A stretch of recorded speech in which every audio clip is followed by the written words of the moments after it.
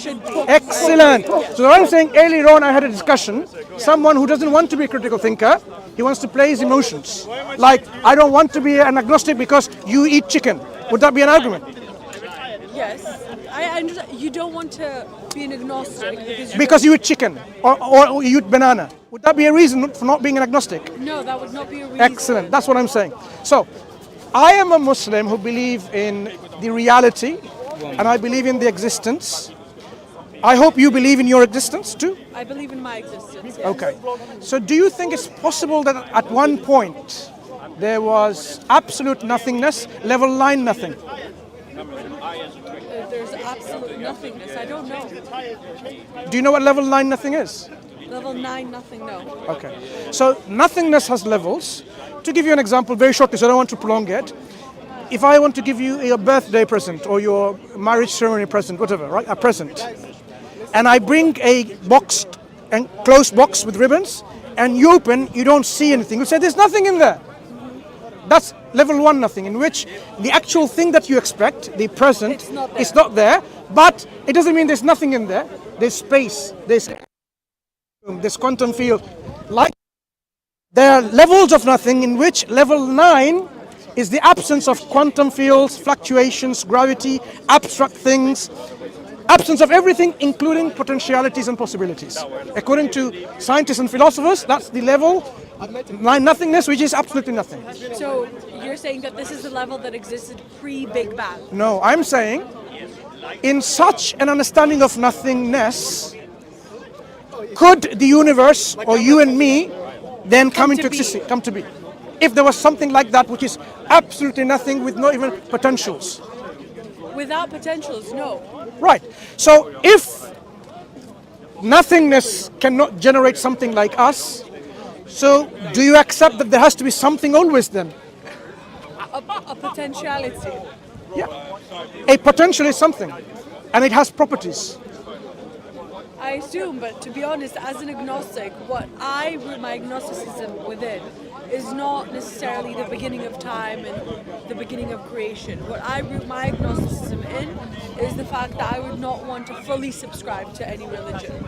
I come here, I talk to different people from different religions, and I can appreciate that Islam, for example, as I can understand you're a Muslim, has some moral groundwork which I can subscribe to as an agnostic, as other religions do. So if we were to have a conversation about Islam, I'd rather it be about the framework of morality in Islam in comparison to agnosticism. But I want to address the root issue of our differences, which is your agnosticism about the origin of this world, or the world has always been there. Look, when it comes to this world, this universe, it either has always been there or it hasn't been always been there. There are two options, and we can then formulate our understanding as much as we know and be agnostic about it or be certain about it and see where this leads us. Do you subscribe to the idea that the universe was always there, that the world was always there, or it wasn't always there? Well, I do believe that there was a Big Bang.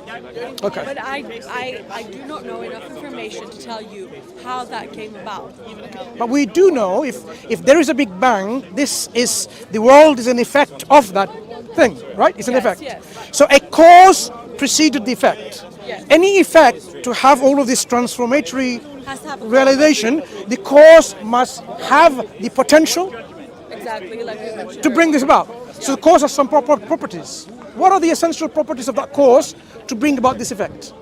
Give me about 3 essential properties that it must possess for it to produce this effect, which is this universe. Well, just the potential of there being something. The potential to want to create something. To create a human race, to create a world, air, water, fire. If I have a potential to make tea or coffee, Yes. and I sit there in my kitchen, and I have the potential, and I sit there like this, and I'm looking at the fridge, I'm looking at the sink, I'm looking at the cupboard, I have the potential to make coffee, and I sit there. Do you think you need some properties? Is what you're Do you trying to say. think my potential enough would be able to bring about the milk outside the fridge, the tap to open the water to come in the jug and then go into the cooker and the fire starts and then warms the water. The cupboard opens, there comes the tea bag or a coffee no, bag. but you're not the beginning of creation. No, you don't have the power. No, what within I'm you. saying, just if I had the potential to make, and I sit there like this on my chair and I'm looking around, do you think tea will be made? Of course not. Not. Good. So it's not potential that you need only. It's the properties. So what other essential properties that we need for... I'll let you have this conversation with someone else. Why are you because finding it rather- difficult? I'd rather not talk about the Do you beginning know of why? existence. Do you know why it's difficult to handle this? I'll tell you why. Every time it's not the first person like you yourself who've come to speak to me as an agnostic. I've spoken to probably hundreds of agnostics before. I'm sure. Right. I've seen your videos. And I have seen there is a pattern. There's a pattern. When we deal with the core beliefs or concepts of their ideology, and it really is going to crumble their belief or shake it rather, they're not comfortable about it. It's a common sense thing for every human being. When your faith is shaken, I would rather you know have what? this conversation when I have the knowledge to do so. I'll let you. Never mind. You take care. Okay? So just to summarize then again, this is the second time we've witnessed today in this park when the core foundation of people's faith and belief system and ideology is about to be spoken and shown to be faulty or not to be true. They're uncomfortable and they don't want to talk and they want to leave.